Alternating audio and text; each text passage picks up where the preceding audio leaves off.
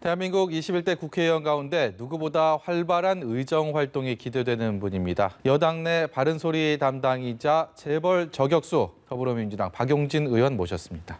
안녕하세요. 네, 안녕하세요. 박용진입니다. 이 4년 어떤 의미였습니까? 박용진 의원께는.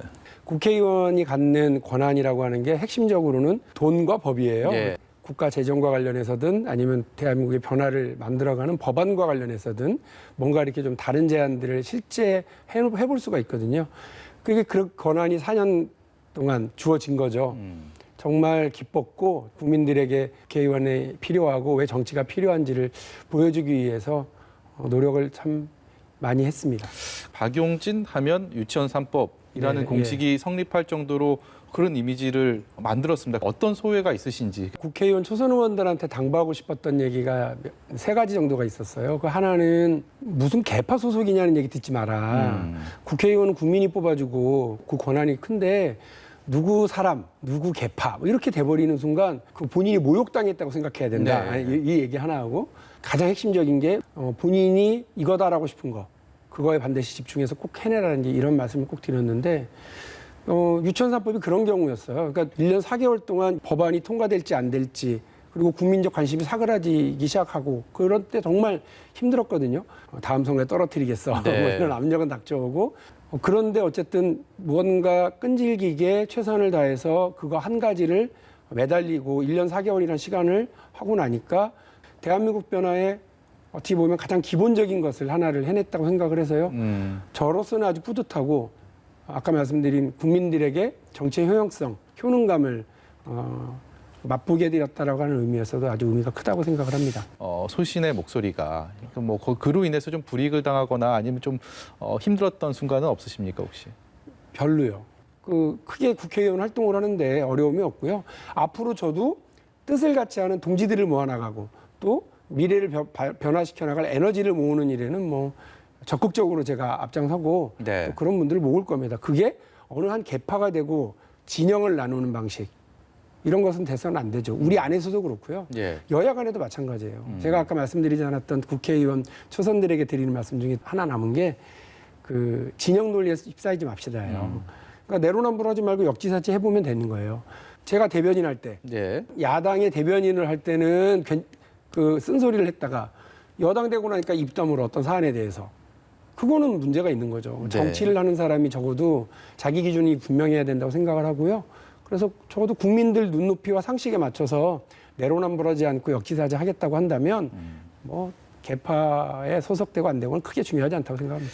삼성 이재용 부회장 사법 처리 방향이 조만간 이제 뭐 결론이 날 것 같은데 이제 이재용 부회장의 또 대국민 사과도 있지 않았습니까? 이 문제 어떻게 가야 된다고 보십니까? 박용진이 한번 뭘 이렇게 손을 대면 까마귀가 끝을 본다. 그건 되게 세우고 싶었거든요. 유치원 3법도 그랬고요. 현대자동차 리콜 문제도 그랬고 그 삼성의 문제가 아니라 이재용의 문제죠. 이재용 일가의 문제인 경영권 승계와 관련해서도 제가 이거를 문제 제기를 하고 전 국민을 상대로 하는 100회 강연을 했었던 것도 사실 그게 핵심이거든요. 예. 앞서서 재판을 받았던 건 뇌물 사건이에요. 네. 유죄가 됐고 형량을 어떻게 할 건지를 앞두고 있는 거고요. 지금은 그 삼성물산과 제일모직을 합병하는데 불법 행위가 있었다. 그리고 회계 조작이 있었고 지시하고 공유했다. 이 문제가 남아 있는 거죠. 한 가지 드리고 싶은 말씀은 이재용 부회장이 지난번에 사과문을 발표하면서 자기 자녀에게 경영권을 승계하지 않겠다고 그랬는데 경영권 승계하셔도 돼요. 첫 번째, 세금을 다 내고 경영권을 승계하시면 됩니다. 두 번째, 주식을 반토막이 나는 한이 있더라도 능력을 보여주면 돼요. 네. 전문 경영인들이 경영하는데 주총에서 박수 받고 주총에서 추대받아요. 네. 한 주도 없어도. 할아버지, 아버지하고 DNA가 같다는 이유만으로 네.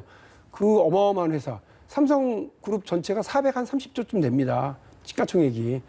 그거를 낼름 가져가는 게 말이 됩니다. 검증받아야죠. 예. 세금 내야죠. 이게 대한민국의 역시 상식이고 국민적 눈높이입니다.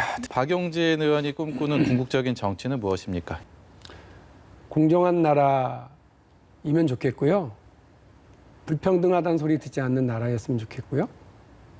그리고 민주적인 사회였으면 좋겠습니다. 품격 있는 나라 사회가 되고 또 공정하고 균형 잡힌 경제가 만들어졌으면 좋겠는데요. 지금은 돈 있고 힘 있고 빽 있는 사람들이 큰 소리 쳐요. 그들이 불법을 저지르고 반칙을 행하고 또 불평등을 조장하고 불공정함을 조장했는데도 큰 소리치고 그분들만 따로 빠져나가기도 하고 그렇습니다. 그러나 불공정한 나라는 반드시 망합니다. 불평등한 사회는 반드시 위기가 올 수밖에 없습니다. 네. 대한민국이 근사한 나라로 가기 위해서는 이런 공정함의 문제, 평등함의 문제, 그리고 이것이 소통되는 민주적인 문제가 해결되는 나라였으면 좋겠고요. 그를 위해서 보다 한 걸음 준비해 나가고 보다 국민들과 소통해 나가는 정치인으로 우리 사회에 꼭 필요한 이런 변화들 만들어내는 재벌 개혁의 문제든 유치원 개혁의 문제든 예. 또 어떤 개혁의 문제든 우리 젊은 사람들과 함께 미래를 만들어 나가는데 기여를 하도록 노력하겠습니다. 예.